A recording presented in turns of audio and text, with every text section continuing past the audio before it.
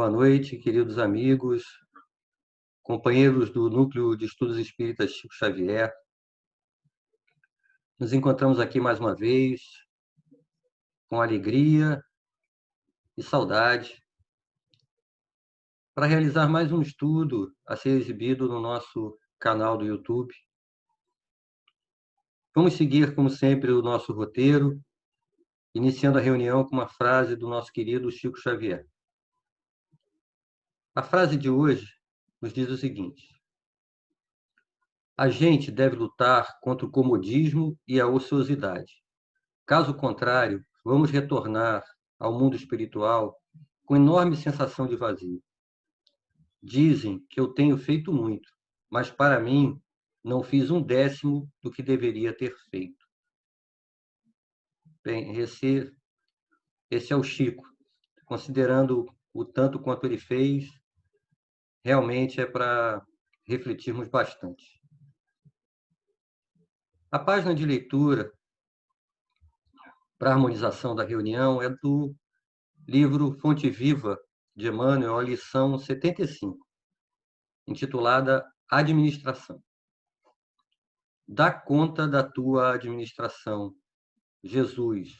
Está em Lucas, capítulo 16, versículo 2. Os comentários de Emmanuel em relação a esse versículo são os seguintes. Na essência, cada homem é servidor pelo trabalho que realiza na obra do Supremo Pai e, simultaneamente, é administrador, porquanto cada criatura detém possibilidades enormes no plano em que moureja. Mordomo do mundo não é somente aquele que encanece os cabelos à frente dos interesses coletivos, nas empresas públicas ou particulares, combatendo intrigas mil, a fim de cumprir a missão a que se dedica.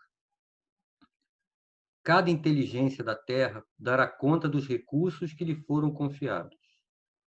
A fortuna e a autoridade não são valores únicos de que devemos dar conta hoje e amanhã. O corpo é um templo sagrado.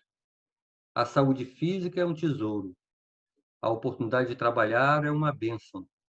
A possibilidade de servir é um obséquio divino. O ensejo de aprender é uma porta libertadora. O tempo é um patrimônio inestimável. O lar é uma dádiva do céu. O amigo é um benfeitor. A experiência benéfica é uma grande conquista. A ocasião de viver em harmonia com o Senhor, com os semelhantes e com a natureza é uma glória comum a todos. A hora de ajudar aos menos favorecidos de recursos ou entendimento é valiosa. O chão para semear, a ignorância para ser instruída e a dor para ser consolada são apelos que o céu envia sem palavras ao mundo inteiro. Que fazes, portanto, dos talentos preciosos que repousam em teu coração, em tuas mãos e no teu caminho? Vela por tua própria tarefa no bem, diante do Eterno, porque chegará o momento em que o poder divino te pedirá: dá conta de tua administração. Bem, essa página de abertura está claramente relacionada com o tema de estudo da noite de hoje, que é o capítulo 10 da segunda parte do Livro dos Espíritos, que fala das ocupações e missões dos espíritos. Bem, por experiência própria, eu posso falar que a gente passa dos 50, assim como eu, vai se aproximando dos 60, e por já ter passado um tempinho por aqui nessa encarnação, começa intimamente a se perguntar: será que eu estou conseguindo cumprir a missão que me cabe nesta vida? Ou pelo menos estou no caminho certo? Mas espera aí, quem é esse Vair que fica falando aí de cumprimento de missão? Por um acaso, será que eu tenho a pretensão de me enquadrar na categoria de espírito missionário? Missão quem cumpriu foi Eurípides Barçanufo, Chico Xavier, Dr. Bezerra, Madre Teresa de Calcutá, Irmã Dulce, Gandhi, Nelson Mandela. Além disso, a Terra não é um planeta ainda de provas e expiações? A grande maioria de nós não está aqui encarnado para expiar falta ou para dar provas de que estão avançando no caminho da evolução? Que história é essa de missão? Ou será que, na verdade, todos nós estamos aqui para cumprirmos missões menores do que daqueles espíritos citados acima, mas que sejam dentro da nossa capacidade? E se eu tenho realmente uma missão, mas não consigo perceber claramente qual ela é, como é que eu vou poder cumprir? Como é que eu vou poder corrigir o rumo a tempo, caso eu não esteja seguindo exatamente da melhor maneira o caminho, caso eu esteja me desviando dela? Quantas perguntas, né, que vêm até naturalmente dentro dessa temática das ocupações e missões dos espíritos. Eu queria iniciar esse estudo, na verdade, trazendo uma questão do Livro dos Espíritos que está bem anterior a esse capítulo. É uma questão que fala do objetivo da reencarnação. A questão 67, Kardec pergunta aos espíritos qual o fim objetivado com a reencarnação. A resposta é expiação, melhoramento progressivo da humanidade. Sem isso, onde a justiça? Mais à frente, na questão 178, há uma questão pontual, um ponto específico, quando Kardec questiona se podem os espíritos encarnar em um mundo relativamente inferior a outro onde já viveram. A resposta dos espíritos diz assim: ó, sim, quando em missão, com o objetivo de auxiliarem o progresso, caso em que aceitam as leves atribulações daquela existência por lhes proporcionar meios de se adiantarem. Olha, então, se nessa situação específica de um espírito que vai encarnar num mundo inferior ao qual ele já tinha encarnado, se esse espírito vai em missão para auxiliar no progresso, isso dá uma pista, uma direção nessa percepção de que, sim, é bem provável que todos nós tenhamos, além das necessidades de expiação e de prova pelo nosso estágio evolutivo, alguma missão a cumprir, uma ou várias, dentro daquela nossa condição. Se o objetivo da reencarnação, além da expiação por causa do nosso estágio, é também o melhoramento progressivo da humanidade, deve haver alguma cota de contribuição, além da questão individual, que a gente venha a dar. Será que isso não seria uma missão para cumprirmos? Né? E aí, na subquestão B da própria 178, há uma questão de que, e se os espíritos, né, quando tem que recomeçar uma nova existência, também há um apontamento de que os que faliram em suas missões ou em suas provas vão recomeçar no ponto que pararam naquela mesma existência. Então, há sim a possibilidade de que eu venha falhar em algumas dessas minhas missões. Como é que isso acontece?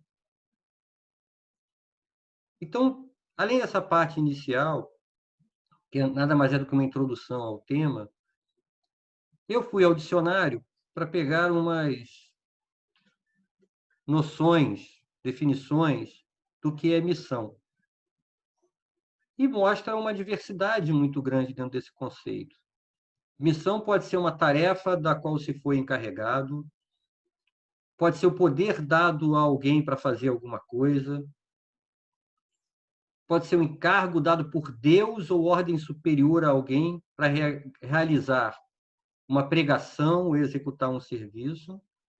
E ainda fala que todo o trabalho heróico que uma pessoa atribui a si mesma. São bastante variações, né, em relação a essa definição. Mas também apresentam para nós, de alguma forma, uma abrangência que é importante. Então, a ocupação dos espíritos, enquanto encarnados, é em melhorar-se pessoalmente e concorrer para a harmonia do universo. Aí, peraí, vai. Concorrer para a harmonia do universo, isso é coisa de espírito top, né? Daquele espírito, deve ser só espírito puro que faz isso, contribuir para a harmonia do universo. Eu não consigo manter muito tempo nem a minha harmonia íntima, como é que eu vou concorrer para a harmonia do universo? Não é isso que está em questão aqui. Nesse capítulo do Livro dos Espíritos, há uma pergunta direta de Kardec. Só os espíritos superiores contribuem para a harmonia do universo? A resposta é direta. Cada um contribui dentro das condições que possui. Se para a construção de um edifício contribuem diversas pessoas, desempenhando diversas funções, para algumas, a missão a cumprir tem a ver com exigências de maior esforço braçal e outras de maior esforço intelectual, não tem? Sem a contribuição de todos eles, nessa diversidade de papéis a serem cumpridos, o edifício não é construído. Algo que precisamos trabalhar em nós para nos dar uma certa segurança no caminhar é lembrar da justiça de Deus. Então, ele sempre vai, de alguma forma, nos atribuir missões, ocupações apropriadas à nossa natureza evolutiva. Aquilo que temos condições de contribuir, aquilo que temos condições de dar conta. Se vamos dar conta ou não, aí é uma outra questão. Mas, na medida que nós vamos subindo nos degraus evolutivos, de encarnação em encarnação, né, onde se dá o nosso progresso de evolução espiritual, vamos obtendo um condicionamento melhor, moralmente, intelectualmente, para irmos gradativamente também recebendo missões de uma maior relevância no sentido do aspecto mais amplo. A gente vai trabalhando, evoluindo, até chegar naquele ponto mais alto da escala de evolução dos espíritos puros. E aí, ao longo das nossas diversas encarnações, passamos por algumas referências religiosas que nos apontavam, por exemplo, para a existência do céu e do inferno, naquele sentido da destinação absoluta do céu. E aí eu lembro, quando criança, e aí eu lembro mesmo, né, a minha visão de céu era aquela mesmo do anjinho tocando harpa, descansando, sem fazer nada. O quanto essa visão é equivocada. O nosso próprio processo de crescimento faz com que a gente desperte para que essa suposta ociosidade de ficar sem fazer nada, na verdade, não é um prêmio, seria um suplício, na verdade. O desperdício do tempo, a inutilidade, né, seria absolutamente terrível para nós. Quando na questão 113 do próprio Livro dos Espíritos fala dos espíritos puros, fala que eles, quando chegam nesse estágio, eles têm uma inalterável felicidade. Mas essa felicidade consiste, na verdade, não numa ociosidade monótona ou numa eterna contemplação, e sim no trabalho cada vez mais não só intenso, como abrangente de assistir a humanidade de uma maneira geral, ajudando os homens em situações de evolução mais atrasadas a passar por suas aflições, estimulá-los a fazer o bem, de sustentar os outros espíritos em caminhada. Vale sempre fazer um retorno às questões 100 e de 101 a 103 do Livro dos Espíritos, que nos apresentam essa diversidade de graus evolutivos. Não com o objetivo de tentar nos identificar ou encaixar em algum perfil, mas para reforçar em nós essa visão gradativa de evolução. Porque, ao nos analisarmos, vamos perceber ainda inúmeras deficiências, dificuldades, mas que certamente não nos impede de sermos úteis, de contribuirmos para a evolução da humanidade, sim, dentro do nosso alcance. Nós sabemos também, ao estudar esse capítulo, que o espírito ele não retrograda. Nós não perdemos as nossas conquistas, nem morais, nem intelectuais. Mesmo que nos recusemos a progredir, o que seria um grave erro, nós não avançaríamos, ficaríamos estacionários. E existem realmente, né, alguns companheiros que têm essa visão de que eu sei que Deus é infinitamente misericordioso. Quantas oportunidades eu precisar para evoluir, chegar até espírito puro, ele vai me dar. Poxa, eu estou um pouco cansado, ou então com uma certa preguiça. Acho que nessa encarnação já fiz o bastante. Acho que de agora até o final eu vou descansar um pouco. Eu sei que tem muito para progredir, mas vou deixar para a próxima. Essa postura deve trazer, na verdade, dois grandes questionamentos. Que real benefício traria para mim adiar minha própria evolução? E mais, nossa vida é de relação.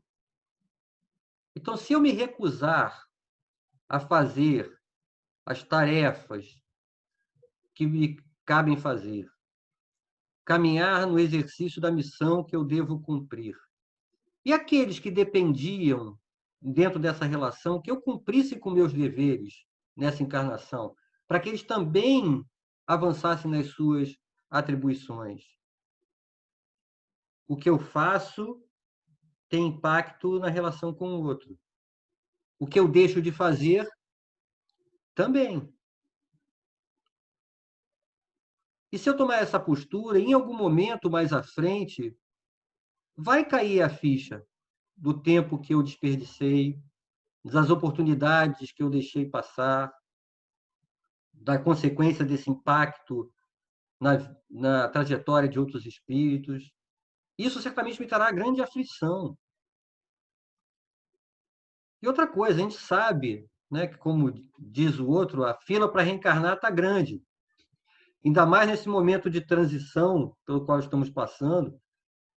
Então, a oportunidade sagrada que nós recebemos dessa encarnação, nós temos que agradecer imensamente ao Pai por essa oportunidade, mas também fazer por onde aproveitá-la, para que a gente não venha a sofrer lá adiante, plantar uma dor que será certamente profunda mais à frente.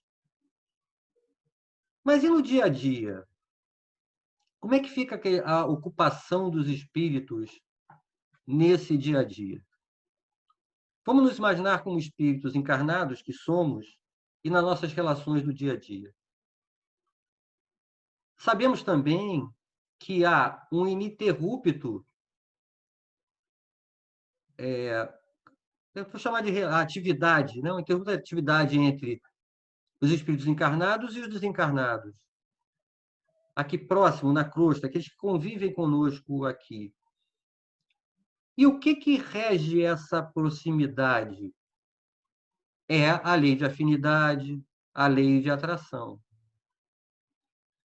Então, dependendo da ocupação que nós tenhamos enquanto encarnados no nosso dia a dia, estaremos atraindo companheiros desencarnados que vão afinizar com essa nossa ocupação. Ou então, que trazem com eles ainda um olhar sobre a vida, mesmo desencarnados, muito ligados à vida material. E aí eles vão se ocupar dessas questões da vida material. Então, de que os espíritos vão se ocupar? Dependendo do grau de evolução, de elevação ou de inferioridade que tenham. Tem no livro Missionários da Luz, de André Luiz, no capítulo 11, chamado Intervenção, quando André Luiz, que nesse livro acompanhado de Alexandre, vão até a casa de Esther, uma irmã encarnada, que tem uma situação de Esther, que é uma segunda esposa de um companheiro, mas a questão específica que eu vou trazer aqui é que Alexandre e André chegam lá na hora do almoço. E aí, como é que ele descreve a situação que eles encontram lá? Da seguinte forma: a família, constituída da viúva, 3 filhos e um casal de velhos, permanecia à mesa de refeições, num almoço muito simples. Entretanto, um fato, até então inédito para mim, feriu-me a observação. 6 entidades, envolvidas em círculos escuros, acompanhavam-nos ao repasto, como se estivessem tomando alimentos por absorção. Claramente, esses irmãos desencarnados estavam se ocupando de quê? De almoçar. Por estarem ainda muito presos mentalmente à matéria, nos seus interesses íntimos, continuavam se ocupando com as coisas daqui, com a rotina das coisas daqui. Mas, na verdade, era disso que eles deveriam estar se ocupando? Não. Deveriam estar se ocupando de atividades para o seu crescimento e evolução já no mundo espiritual, não tão conectados assim com a vida material. Mas isso dá para nós uma sinalização que serve para os desencarnados, mas também para nós que estamos encarnados nesse momento, de que nos ocupamos daquilo ao qual estamos conectados, pelo interesse, pelo sentimento, por aquilo que nos move. Então, essa visão de ocupação daquilo que é do meu interesse íntimo serve para ponto de atenção da nossa reflexão. É claro que essa realidade, que de alguma forma tem uma carga negativa, a gente tem vários exemplos, né, de irmãos desencarnados que se encontram próximos a nós, mas que os seus interesses dentro dessa proximidade são totalmente diversos. Tem uma série de livros de um espírito chamado Luiz Sérgio, que desencarnou jovem e que o trabalho dele, depois de um certo tempo na espiritualidade, foi fazer parte de um grupo de jovens desencarnados que se encontram aqui próximo à crosta terrestre, atuando em que sentido? Atuando com os encarnados jovens, para auxiliá-los, para os orientá-los. Eles fazem parte de uma equipe socorrista de jovens. Então, temos um relato, ao longo do conjunto dessa obra, bastante interessante, que eles ficam atuantes aqui, mas o que os move é o amor fraternal. Eles se ocupam de tarefas socorristas, movidas pelo amor fraternal. Então, essa questão de ocupação com interesse íntimo é algo que a gente deve buscar no nosso exercício do autoconhecimento. Voltando à questão das missões, os espíritos encarnados e desencarnados cumprem missões. E na erraticidade, elas são, segundo o próprio Livro dos Espíritos, tão variadas na sua diversidade que é impossível descrevê-las. Um exemplo de espírito desencarnado que cumpre uma missão. Questão 491, qual a missão do espírito protetor? Anjo da guarda, anjos guardiães, espíritos protetores, espíritos familiares. Eles têm uma missão, que, segundo essa questão, é a de um pai com relação aos filhos, de guiar seu protegido pela senda do bem, auxiliá-lo com seus conselhos, consolá-lo nas suas aflições, levantar-lhe o ânimo nas provas da vida. Então, é uma missão de um espírito desencarnado. No caso do meu espírito protetor, é uma árdua missão, porque eu dou muito trabalho para ele. Outros exemplos de missão de espírito desencarnado, temos espíritos responsáveis por zelar pelas nações, é uma missão coletiva. Como, por exemplo, Ismael é responsável pelo Brasil.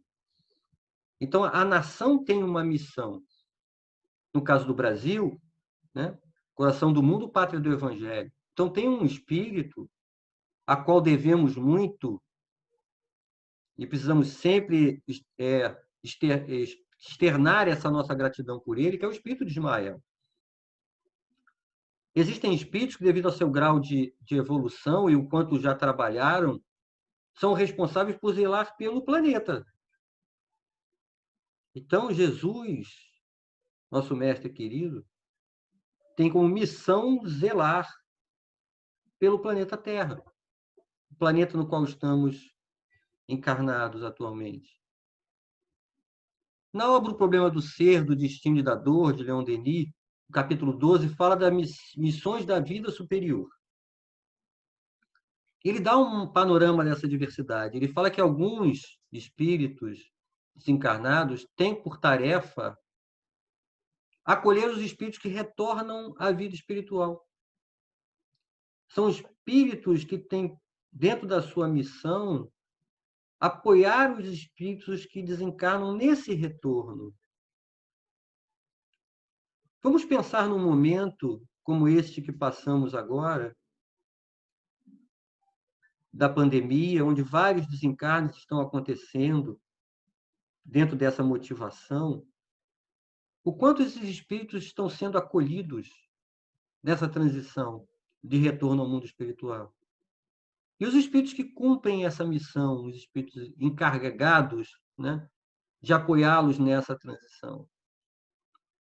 Então, existem outros espíritos desencarnados que cuidam de quê? Da parte das ciências, o apoio à parte da ciência acontecendo aqui. Espíritos apoiando a questão das artes, para que elas possam ser sublimadas, que inspirem os artistas, para que o conteúdo de suas obras tenha o belo, mas o belo dentro desse sentido sagrado das coisas da lei de Deus. E fora aqueles que estão aqui guiando os companheiros que estão hesitantes no cumprimento das suas missões, dos seus deveres. E Leon Denis termina esse capítulo falando que a mais bela de todas as missões é a dos espíritos de luz, que vem dos espaços celestes para trazer à humanidade os tesouros da sua ciência, da sua sabedoria e do seu amor. Mas, claramente, não são apenas os espíritos elevados que desempenham essas missões. A questão 571 é: só os espíritos elevados desempenham missões? A importância das missões corresponde às capacidades e à elevação do espírito.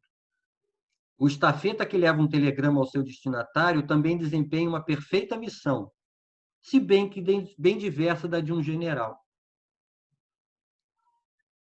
Voltando ao próprio problema do ser, do destino, da dor, neste mesmo capítulo, no início, o capítulo 12, Leon Denis fala assim, todo espírito que deseja progredir trabalhando na obra de solidariedade universal recebe dos espíritos mais elevados uma missão particular, apropriada às suas aptidões e ao seu grau de adiantamento. Isso serve para todos que se propõem a progredir trabalhando na obra da caridade, do bem. Mas como essa missão ela é atribuída para cada espírito? É Deus que arbitrariamente decide? Na verdade, dentro da nossa condição, nós pedimos missões para cumprir. E é natural que muitas missões que precisam ser realizadas aqui, antes de vir para cá, vários espíritos se apresentam para a mesma missão. É natural que, dentro dessa situação, os espíritos que coordenam a organização da distribuição dessas tarefas, que conhecem não apenas o objetivo dessa missão, mas também a experiência, as virtudes daqueles que estão solicitando a responsabilidade de cumpri-las, é que vão designar. Quando a nossa consciência desperta, seja pelo tempo desperdiçado, pelas oportunidades que deixamos para lá, pelas falhas que cometemos, e estamos na erraticidade aguardando uma nova encarnação, na montagem do nosso planejamento reencarnatório. Muitas vezes solicitamos grandes missões, como se quiséssemos pagar todas as nossas dívidas, nossas faltas de uma vez só. Esses irmãos vão avaliar a situação e não vão deixar que cometamos esse erro. Porque certamente, talvez, nessa ânsia de recuperar o tempo perdido, venhamos a pedir coisas que não tenhamos condições de cumprir. Mas mesmo tendo o recebimento das atribuições de missão dentro das nossas condições, é possível que venhamos a falhar? Sim, é possível. E se falharmos na nossa missão? A gente mais à frente vai ter oportunidade, seja de concluir aquela missão. Teremos sempre a oportunidade de refazer, complementar. Agora, não podemos de forma alguma ter desleixo em relação a isso. Por quê? Porque a nossa falha pode gerar consequências. Podemos provocar um mal que tem, né, em algum nível, mas podemos sim. E teremos que repará-lo depois. E nas missões dos encarnados, né, na questão 573, apenas complementando, cada um tem nesse mundo a sua missão, porque todos podem ter alguma utilidade. Outro ponto que eu gostaria de ressaltar, porque já tive questionamentos em relação a isso, em termos de dúvidas mesmo, né? A missão dos espíritos tem sempre por objetivo o bem, quer os espíritos desencarnados, quer os espíritos encarnados. Então, se estamos falando de missão, ela é voltada para o cumprimento do bem, do progresso da humanidade. Ninguém vem para cá com a missão de fazer o mal. Nenhum companheiro que se encontra desencarnado, que está trilhando um caminho que busca prejudicar outros espíritos, está cumprindo uma missão. Então, se alguém é o responsável pelo início de uma guerra, pelo sofrimento de um povo, ele não está cumprindo uma missão designada por Deus. Isso é uso do livre-arbítrio de forma equivocada. Então, qualquer ação premeditada, com intenção de fazer o mal, de prejudicar os outros, não é cumprimento de missão. Quando lemos obras espíritas psicografadas, dos relatos do que acontece no mundo espiritual, em várias delas encontramos situações de espíritos que se comportam e muitas vezes até no seu discurso declaram que estão cumprindo a missão de destruir aquela casa espírita, estão cumprindo a missão de vingar não sei o quê, seja não individual, até de uma coletividade. Estou aqui para vingar o meu povo, para fazer justiça. Gente, isso não é missão. Em algum momento, esses espíritos vão despertar para a realidade e perceber que estão fazendo escolhas equivocadas. Eles vão despertar para o bem também, mais à frente. Então, não há nada que justifique um comportamento de prejuízo ao próximo com o discurso do cumprimento de uma missão. Avançando um pouco mais, só para trazer uma proximidade para nós, dentro de um outro exemplo de cumprimento de missão, a questão 582, Kardec pergunta: pode-se considerar como missão a paternidade? É natural que essa pergunta de Kardec sobre a paternidade pode ser aplicada e deve ser aplicada também em relação à maternidade.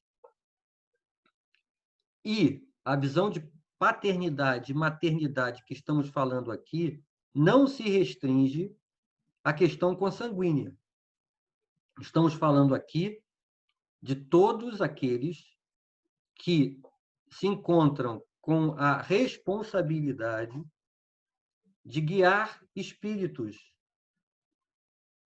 que cumprem o papel de mãe, de pai, independente de gênero, independente de conformação familiar em termos de estrutura. Então, a resposta vale dentro desse contexto mais amplo. E a resposta é o seguinte: é, sem contestação possível, uma verdadeira missão. É, ao mesmo tempo, grandíssimo dever e que envolve mais do que o pensa o homem, porque a pergunta foi material, a sua responsabilidade quanto ao futuro. Deus colocou o filho sob a tutela dos pais, a fim de que estes o dirijam pela senda do bem. Então, é uma missão. E todos nós que já experimentamos essa missão, nessa encarnação, porque é o que a gente lembra nesse momento, pelo menos a maioria de nós, sabe que não é uma missão fácil. E, além de não ser uma missão fácil, nós mesmos temos muitos questionamentos em relação a como estamos trilhando o caminho do cumprimento dessa missão como os pais responsáveis. E se meu filho falhar? Se ele não se tornar um homem de bem, então eu falhei na minha missão? Será que é isso? A resposta que se encontra no Livro dos Espíritos é que Deus é justo e irá considerar o cumprimento ou não da missão pelos pais, pelo esforço que empreendem dentro de suas possibilidades, na educação e orientação de seus filhos. Porque os filhos têm livre-arbítrio. Em alguns momentos, eu lembro da minha infância, parecia que um dos meus pais não considerava muito isso não, na minha avaliação, né? Eu interpretava a orientação rígida dele de relação ao que pode ou não pode fazer como alguém tolhindo o uso do meu livre-arbítrio. Não é isso. Isso é educação, é orientação. Agora, cabe aos filhos, até à medida que crescem e vão adquirindo mais independência nas ações da sua vida, a decisão de que vão seguir ou não. Então, se da mesma forma encontramos situações, né, em que filhos, por maior esforço que os pais venham a fazer, pais, avós, quem estiver fazendo a orientação, decidem não seguir o melhor caminho, nós também temos situações em que, dentro da estrutura familiar, os pais não fizeram esforço nenhum em educar os filhos, negligenciaram absolutamente o cumprimento dessa missão. E os filhos seguiram o melhor caminho. Então, a questão não está em qual foi o comportamento dos filhos, das escolhas dos filhos, e sim do comprometimento sincero, de dedicação, dentro das possibilidades que os pais têm com eles. E aí está a avaliação, certamente plena de justiça e de amor, que o pai fará em relação ao cumprimento dessa missão ou não. Das ocupações, eu acho que a pergunta básica que a gente deve fazer é do que eu me ocupo? Será que a gente está sempre se ocupando de alguma coisa? Para avançar nessa reflexão, há uma primeira possibilidade, que eu vou partir de uma dualidade que é a seguinte: ociosidade versus manter-se ocupado. Será que em algum momento eu, como espírito, eu, Ivair, fico ocioso? Mesmo que eu me mantenha fisicamente estático, paralisado, sem fazer nada, eu estou plenamente ocioso? Eu paro de pensar? E o que é o pensamento, se não você, espírito, em ação? Faça um experimento mais tarde. Fique imóvel, o mais imóvel que você consiga ficar, e faça uma prece. Você está ocioso? Obviamente que não. Então, a reflexão não pode ser baseada em ociosidade e manter-se ocupado, porque você sempre vai manter-se ocupado. A visão que devemos trabalhar é ociosidade e ser útil. Porque eu posso estar ocupando o meu tempo, agindo fisicamente, mentalmente, em algo que não seja útil para mim mesmo, nem para o outro, contribuindo no processo de evolução. Se eu estou em ação, mas não estou fazendo nada de útil para o progresso meu ou do próximo, ou de auxílio do próximo, aí sim eu estarei verdadeiramente ocioso. Tanto isso é verdade que, ao retornarmos para o mundo espiritual, ao sairmos dessa encarnação, a nossa avaliação do desperdício vai estar ligada diretamente à questão da utilidade, e não dos momentos em que ficamos sem nos mover, sem essa ação. Porque realmente o espírito parado, ele não fica em momento algum. Vamos imaginar no momento do sono, né? Quando a gente vai dormir. Nosso corpo ficaria estático, imóvel, ocioso o corpo. Mas nós saímos, nós atuamos, nós agimos, nos relacionamos. Então, essa conscientização da necessidade de ser útil, de servir, de amar, é que tem que estar nos direcionando para nossas ocupações. Uma outra questão que muitas vezes me chega é a seguinte: a minha profissão é a minha missão? Na verdade, no exercício da sua profissão, você encontrará também recursos e meios para o cumprimento da sua missão. Eu já ouvi algumas pessoas expressarem: ser médico é uma missão, ser professor é uma missão. Mas por que uma dona de casa, então, não seria?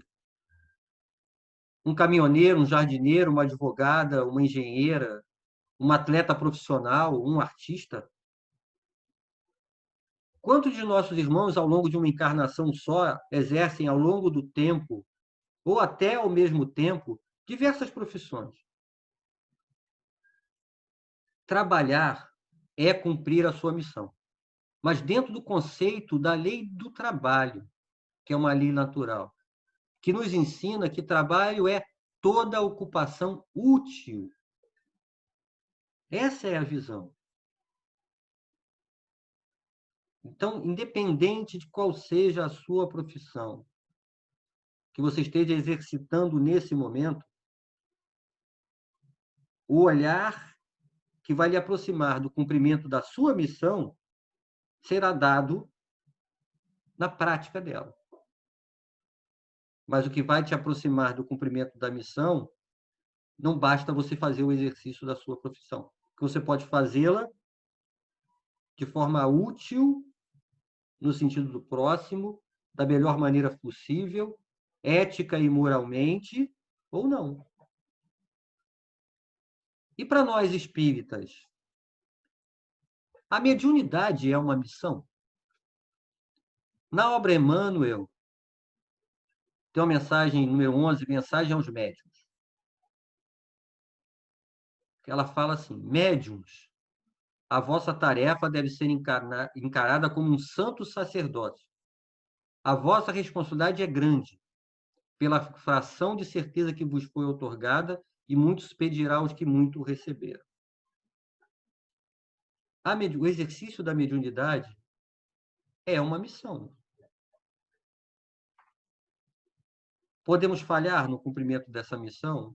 Sim, podemos falhar no cumprimento dessa missão. Ao estudarmos o livro dos médiuns, nos é apresentada uma série de situações nas quais o médium pode se perder ao longo do caminho do exercício da sua mediunidade.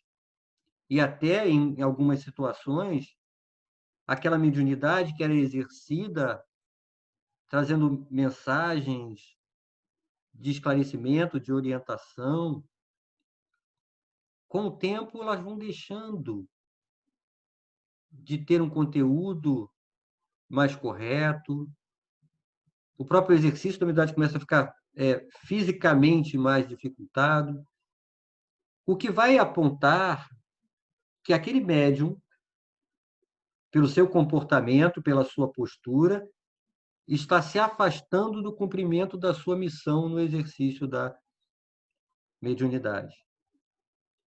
Então, o médium deve buscar cumprir de maneira séria, da forma mais nobre possível, as suas obrigações, que vão desde aquela orientação, né, do preparo, da conscientização do dia no qual ele vai cumprir a sua tarefa, com uma visão mais ampla mesmo, né, de buscar o quê? Santificar, no sentido de se revestir do que ele tem de melhor para doar no cumprimento daquela sua mediunidade.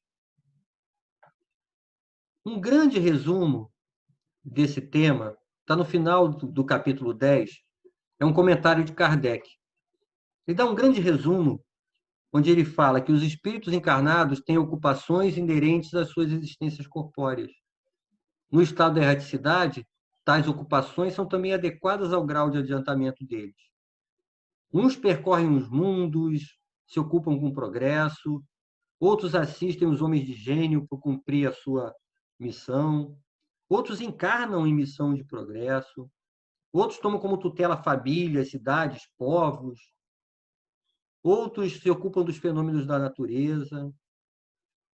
E os espíritos que estão desencarnados, mas não têm um grau de evolução ainda muito grande, normalmente acabam se ocupando o quê? Das nossas próprias ocupações do dia a dia e das nossas diversões. Há espíritos impuros, imperfeitos, que ainda ficam no sofrimento e na angústia, caminhando fora da linha do bem, praticando o mal. Então, essa é uma visão bem ampla das possibilidades de missões e de ocupações dos espíritos. Mas, para concluir, eu gostaria de trazer uma última reflexão. A reflexão é disparada, digamos assim, por uma seguinte pergunta: o Espiritismo não tem uma missão a cumprir na transformação da humanidade? Nós sabemos que sim. Mas isso se dará aqui no plano terreno sem a contribuição dos espíritas? Certamente que não.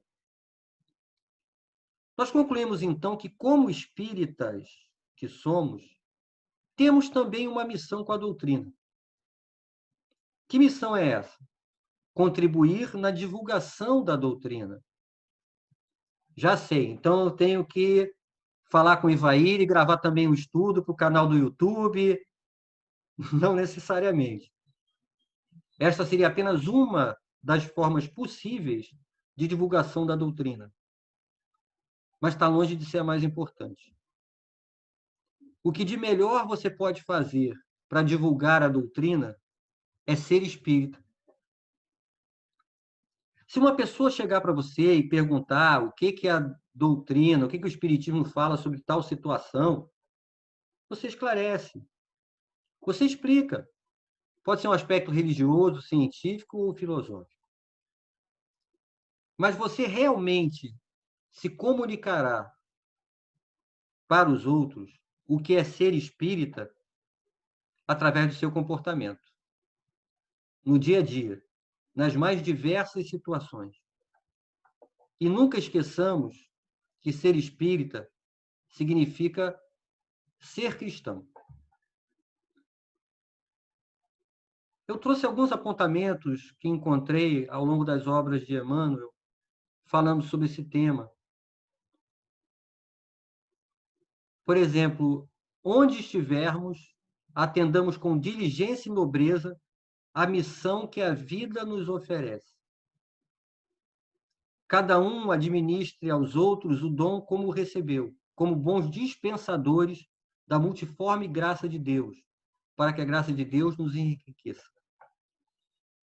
A terra tem a sua missão e a sua grandeza. Libertemo-nos do mal que opera em nós próprios e receber-lhe-emos um amparo sublime. Convertemo-nos junto dela em agentes vivos do abençoado reino de Deus. A terra é a escola de trabalho incessante. É indispensável, portanto, renovar-se a concepção da paz na mente do homem para ajustá-lo à missão que foi chamado cumprir na obra divina em favor de si mesmo. Centraliza-te no esforço de ajudar no bem comum, seguindo a tua cruz ao encontro da ressurreição divina. Nas surpresas constrangedoras da marcha, recorda que, antes de tudo, importa orar sempre, trabalhando, servindo, aprendendo, amando e nunca desfalecer. Nos comportando assim, todos nós certamente estaremos nos ocupando das melhores coisas e caminhando no rumo do cumprimento de nossas missões. Muita paz a todos.